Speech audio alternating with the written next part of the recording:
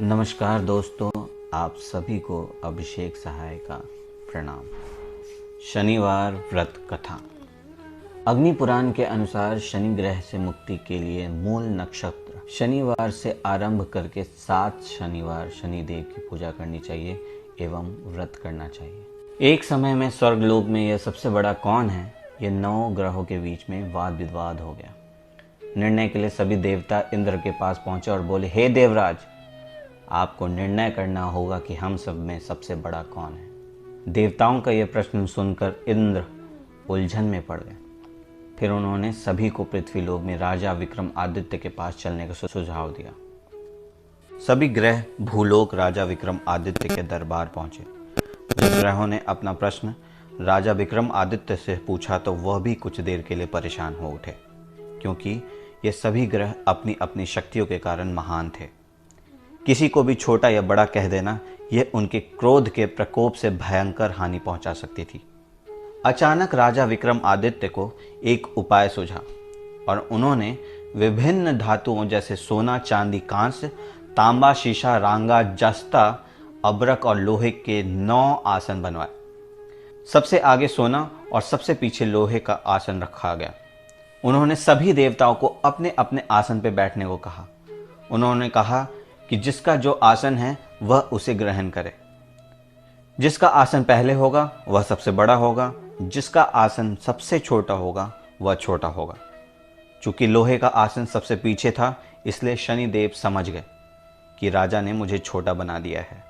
इस निर्णय से शनिदेव रुष्ट होकर बोले, हे राजन, तुमने मुझे सबसे पीछे बैठाकर मेरा अपमान किया है। तुम मेरी शक्तियों से परिचित नहीं हो।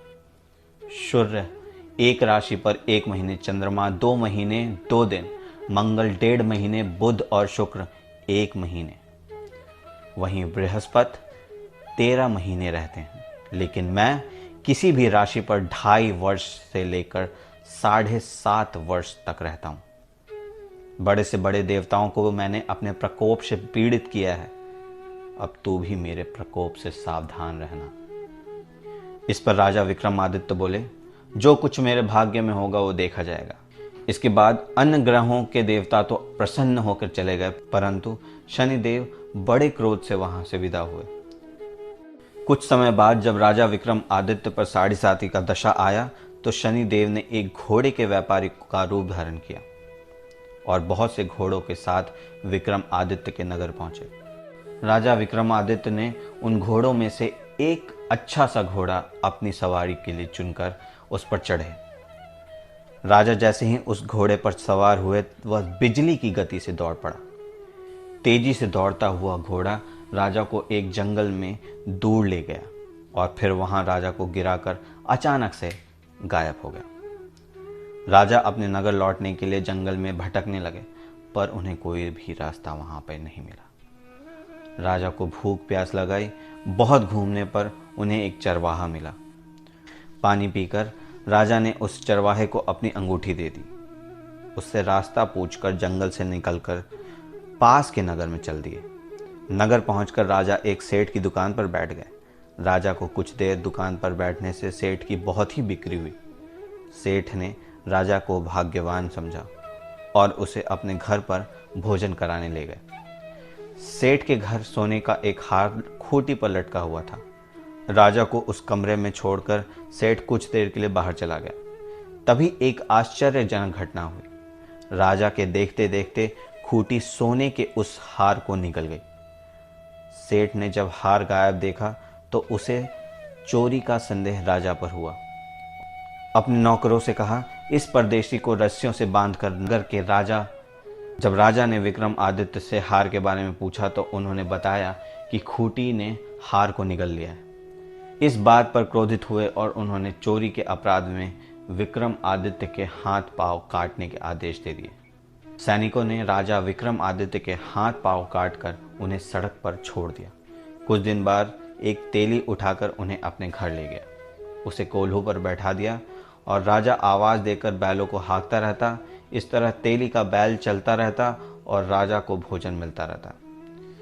शनि के प्रकोप के 7.5 पूरी होने पर वर्षा ऋतु प्रारंभ हुई। एक रात विक्रमादित्य मेघ मल्हार गा रहे थे। तभी नगर की राजकुमारी मन भावनी रथ पर सवार होकर उनके घर के पास से गुजरी। उसने मल्हार सुना तो उसे अच्छा लगा और दासी को भेजकर गाने वाले को बुलाने के लिए कहा। दासी लौटकर राजकुमारी के अपंग राजा के बारे में सब कुछ बता दिया। राजकुमारी उस मेघ मल्हार से बहुत मोहित हुई और सब कुछ जानते हुए भी उसने अपंग राजा से विवाह करने का निश्चय कर लिया। कुमारी ने अपने माता पिता से जब यह बात कही तो वह हैरान रह गए।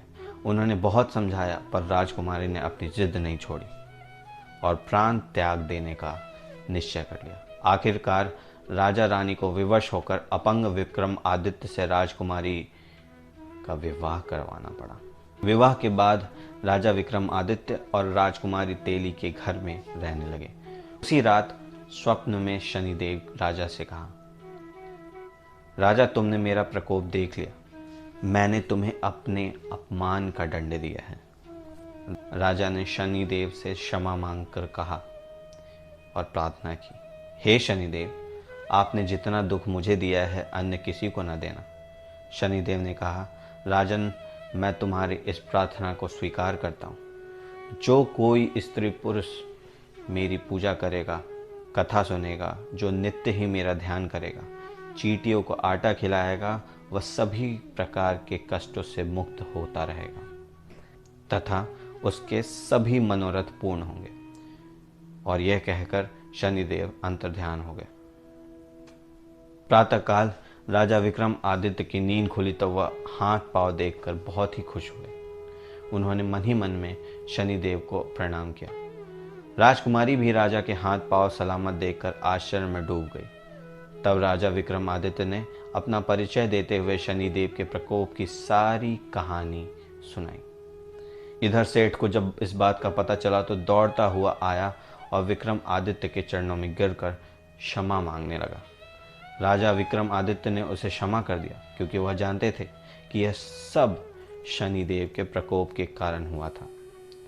सेठ विक्रमादित्य को पुनः घर ले गया और उसे भोजन कराया। भोजन करते समय एक आश्चर्य घटना घटी। वहां पर सबके देखते देखते उसी खूंटी ने हार उगल दिया। सेठ ने अपनी बेटी का विवाह भी राजा के साथ करा दिया और बहुत सारा स्वर्ण आभूषण धन आदि देकर राजा को विदा किया।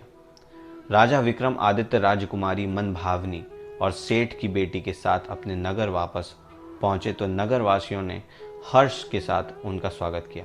अगले दिन राजा विक्रमादित्य ने पूरे राज्य में घोषणा कराई कि शनिदेव सब ग्रहों में सबसे सर्वश्रेष्ठ हैं। प्रत्येक स्त्री पुरुष शनिवार को उनका व्रत अवश्य करें और व्रत कथा अवश्य सुने।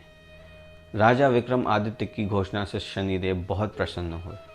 शनिदेव का व्रत करने और व्रत कथा सुनने से शनिदेव की अनुकंपा बनी रहती है और जातक के सभी दुख दूर होते हैं।